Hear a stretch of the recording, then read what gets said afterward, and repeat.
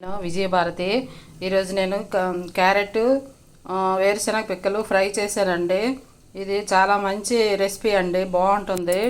రుచికి రుచిగా మనకి ఆరోగ్యపరంగా మంచి హెల్తీ రెసిపీ అండి ఇది. చూడండి, ఫస్ట్ మనము కళాయి పెట్టుకొని స్టవ్ మీద ఆయిల్ కొంచెం వేసుకుంటామండి. ఆయిల్ వేడెక్కాక కొద్దిగా జీలకర్ర, కొద్దిగా ఆవాలు వేసుకుంటామండి. ఇవి చిటపట్లు అయ్యాక కట్ చేసి పెట్టుకున్న ఉల్లిపాయ ముక్కలు, పచ్చిమిర్చి, కొద్దిగా కరివేపాకు వేసుకుంటామండి.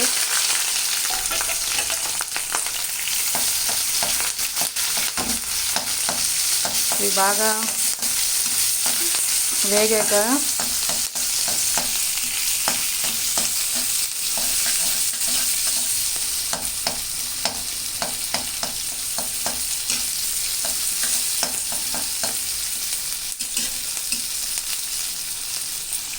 ఇవి వేగాయండి. వేగాక మనము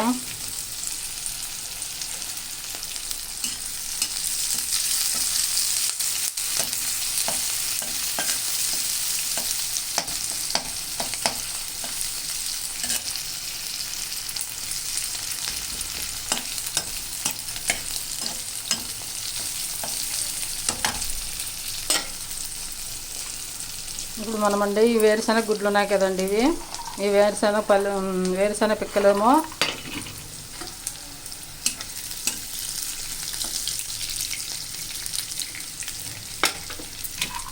ఇలా ఈ ఆయిల్లో వేసుకుంటామండి.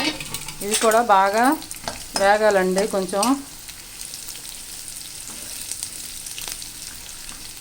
విడివిడిగా వేపక్కర్లేదండి, ఒకేసారి మనం వేసుకొని ఒకేసారి వేపుకోవచ్చండి.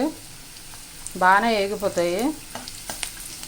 ఇవి మనము తినేటప్పుడు బాగా మనకి రుచిగా బాగా ఉంటాయండి ఇలా వేపుకుంటే. చూసారు కదండి, బాగానే వేగిపోయేవి ఇవి వేగిపోయాక ఇప్పుడు మనము కొద్దిగా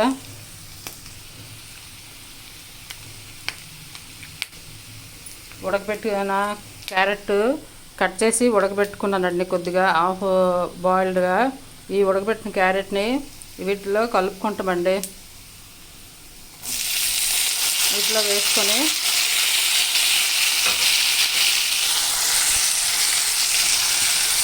బాగా కలుపుకుంటామండి. ఇవి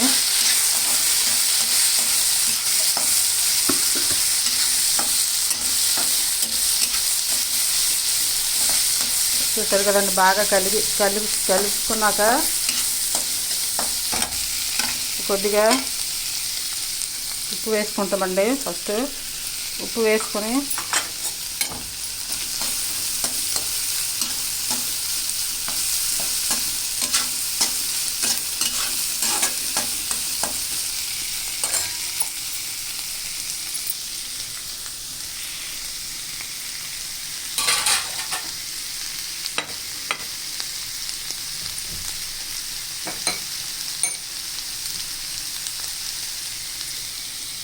కొద్దిగా ఇప్పుడు పసుపు వేసుకుంటున్నామండి.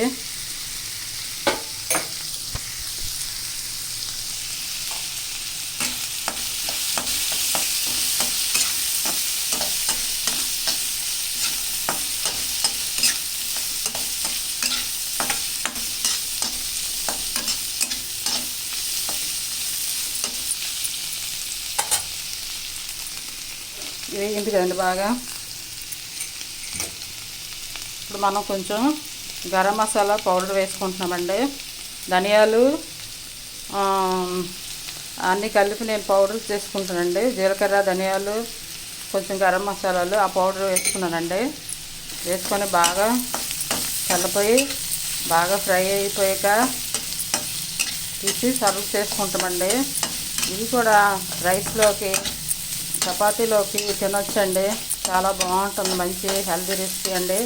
క్యారెట్, మనకి వేరుశనగ పిక్కలు రెండు మంచి మేలు చేస్తాయండి మనకి ఆరోగ్యరీత్యా. మనకి కూడా ఒక కర్రీలాగా చేసుకొని తింటే ఇంకా బాగుంటుందండి. ఇదిగోండి, చూసారు కదండి అంత బాగుందో. చూసారు కదండి క్యారెట్, వేరుశనగ గుడ్లు, వేరుశనగ పిక్కలు ఇవ్వండి అంత బాగా తయారైందో. చూసారు కదండి.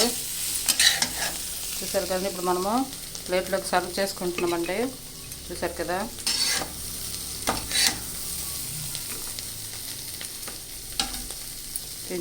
చూడండి మనం హాఫ్ బాయిల్ చేసాం కాబట్టి ఈ క్యారెట్ ఉడికిపోయిందండి బాగానే.